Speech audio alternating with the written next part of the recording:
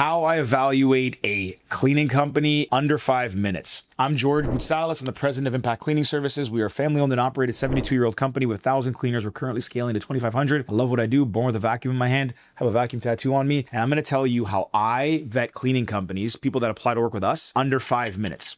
Super easy, lets you cut through all the fluff and all the BS and find out if a company is worth working for. Now, if you hire subcontractors, great test. If you're a facility manager, property manager, this is an easy way to know if somebody is worth inviting to bid on the cleaning service at your properties. Let's dive in. So, first and foremost, forget the pitch deck. Most cleaning companies are like, they're inherently triggered to sell. They're going to try and give you their elevator pitch, their story, why they're great, all this stuff. That's important. That's nice. Like, you know, we have a great story, family owned. I can tell you for hours what our stories are, and they're really good, but that's not going to move the needle. How I vet a cleaning company is someone applies, take all that information in, and I basically ask about their stats. There's certain stats I want to know, and these stats, one, if they don't have them, will tell me a lot. Like, they're not serious about metrics and measurements. So that means that maybe they don't track KPIs, maybe they don't track different data points. And number two is, if they have these, then it's easy to just determine where they fall against the benchmark of industry averages. So how they talk about their people, super important. Like, we're in a very labor intensive business. Our people are our asset. They're the product. How someone talks about their people, their cleaners, their employees, their partners, their people in their head office, will tell you a lot about how they value them. They talk about them like they're expendable, like they're valuable, like they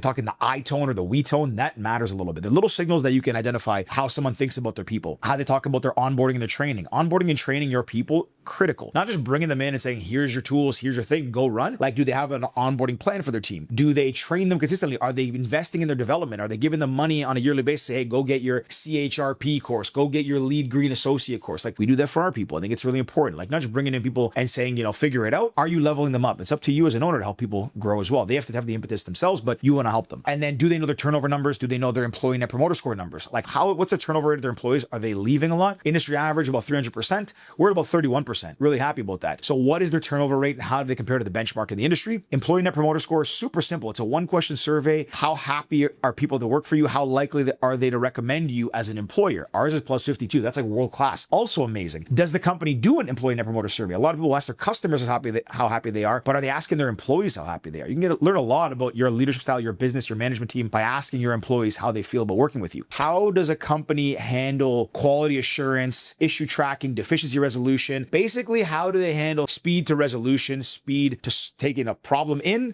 to solving it? So that is super important. So what is their SLA? If a client calls me and they have a problem, what am I committing to that client to solve? How fast will I respond? How fast will I have somebody on site? How fast will that problem be closed? Kind of like, think about it as like a ticket. When you reach out to a company online, you go in the queue and then you're waiting to get something resolved. There's SLAs there. Like, what are the company's SLAs? How do they resolve these things? Also, what is the process when a ticket comes in or a request comes in? Is it just an email that the company then forwards on to their employees? Is there an app they have that routes it and triages it right down from the request coming in to the manager to the cleaner? The farther down a ticket can flow, so it's skipping levels, the better, because there's no broken telephone. There's no chance of something gets stuck in an inbox, getting lost. You can flow that request or complaint straight down to the person solving the problem. It gets closed out, sends right back to the manager responding, tells the client's done. That is super valuable. How do they resolve issues, basically? That is super important, because no matter what someone tells you, no one's perfect in this business. I think we're pretty damn good at what we do, but mistakes happen. I get calls all the time from clients saying, hey, you missed this, you did that. It sucks. And I think we have very few of them, but they still happen. Any cleaning company tells you they don't have that and don't need an issue resolution solution or process, you should run the other way pretty quickly. So things like retention speak volumes. This industry, churn and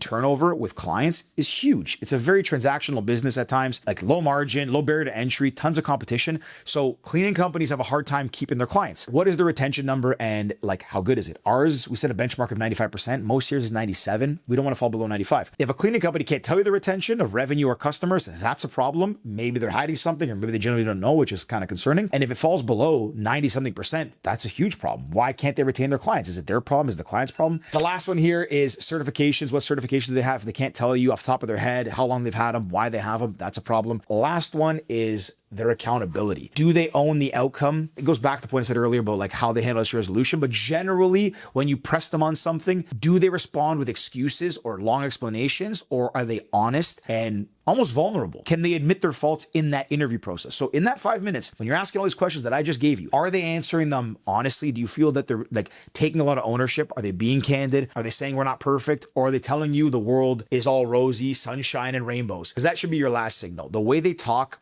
about them, their business, their people, and just their general tone and demeanor will tell you a lot. So in that 5 minutes, ask those questions I gave you. And then from there, listen to how they answer all those questions and then make a judgment for yourself. But really, if they can't provide any metrics, KPIs, data points, that should be one of your biggest concerns. Bonus one, I'll give you this last one. Bonus one is their governance structure. Governance is typically reserved for public companies or very large corporations, private equity owned. You don't typically see small SMBs or mid-markets with governance and different policies, anti-bribery, corruption, fraud, discrimination, hiring policies, all these different policies that ensure you are a best-in-class employer. Most don't. We've had them for a long time. We take that very seriously. Even though we're family run, we take our governance extremely seriously. So if that company you're talking to does not have a governance structure, does not have policies and programs, can't list them off the top of their head, that's a big red flag. That's how you vet a cleaning vendor in 5 minutes. Again, I'm George. I'm the president of Impact Cleaning. I love cleaning. If I missed anything or you want me to go deeper on these things, you have questions, you're unsure about them, drop me a comment, give me a like. If you like and comment, I'll answer faster. So drop me a comment, ask the question, and I'll get back to you right away. Thanks for watching. I appreciate you. Good luck out there in your cleaning endeavors this year, and talk to you soon.